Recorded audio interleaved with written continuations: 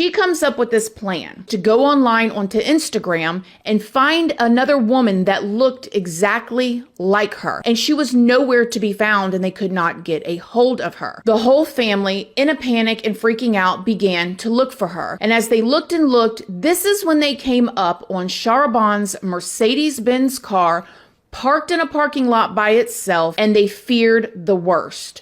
As they walked up to the car, they saw beautiful brown hair and a lifeless body. Authorities came, they roped everything off, and they began to investigate. See, Sharaban, who was living in Munich, did not want to be with her husband anymore. They were kind of on again, off again, but Sharaban did not want to tell her family because of their views and their background, and she actually had a little boyfriend on the side. She didn't want to have to confront her parents about it or tell her parents. She wanted to be with this new guy, so she comes up with this plan. So she started setting up all these fake Instagram accounts and reaching out to women. She reached out to 5 different women who looked like her. And one of them that she eventually found's name was Khadija, a 23-year-old Albanian citizen who lived about 100 miles away. Now, Sharaban supposedly first reached out to her by claiming to be the rapper Loon and inviting her to star in an upcoming music video. Khadija was very suspicious, and so she sent a direct message to this rapper's DM. In the voice memo, she said,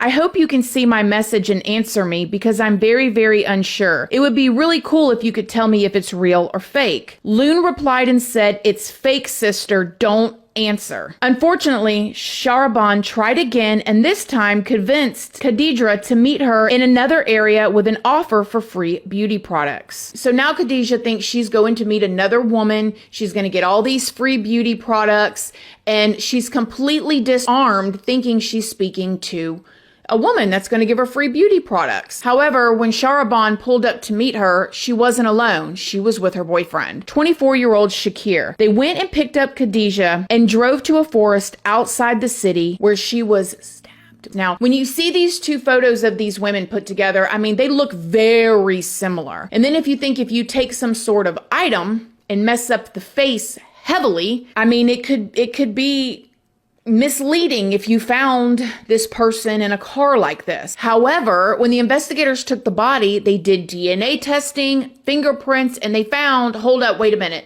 This body is not your daughter's, because see, they couldn't tell because the face was so mutilated. And this is when they matched that body to Khadija's. Several knives were reportedly found nearby, but investigators said that they were not the ones that were used in the crime. A police spokesman said, "The murder weapon has still not been found, but the burden of proof is overwhelming. The victim was killed with more than 50 stab wounds to her face and was badly injured. It was brutal in the extreme." Sharaban allegedly made a point to disfigure Khadija's face with a knife to make it difficult for investigators and her family to make identification. When asked about motive, the prosecutor's office said it can be assumed that Sharaban wanted to go into hiding due to internal family disputes and to fake her own death. Now, it did not take them long at all to put it together that it was Sharaban that did this to her, obviously, and they began to look for her. Now, the thing is, Sharaban was still in her hometown, and she was seen on surveillance footage go into like a little convenience store. You can see this picture right here. She was just in there ordering pizza like it was just a regular Tuesday. The suspects are now expected to face a trial and be sent to prison for life if convicted. And the German press is calling this the doppelganger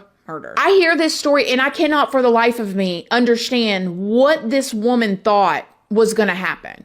She really thought that all she had to do was just go and find a woman. I mean, you just think about the technological trail she left by making these different, Instagram accounts, reaching out, telling her family, where she was going to be at, but also meeting that girl in the exact same spot, or fingerprinting or DNA. Like, none of it makes any sense.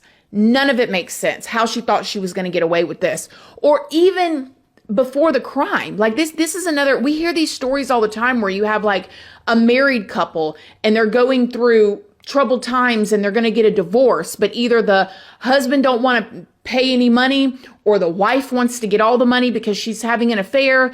And so one of them takes the other one out because they think that that's the best answer, which is get a divorce. Get a divorce. It's going to suck. Yes, you're going to go through some things, but you're going to be free and you're going to have your integrity.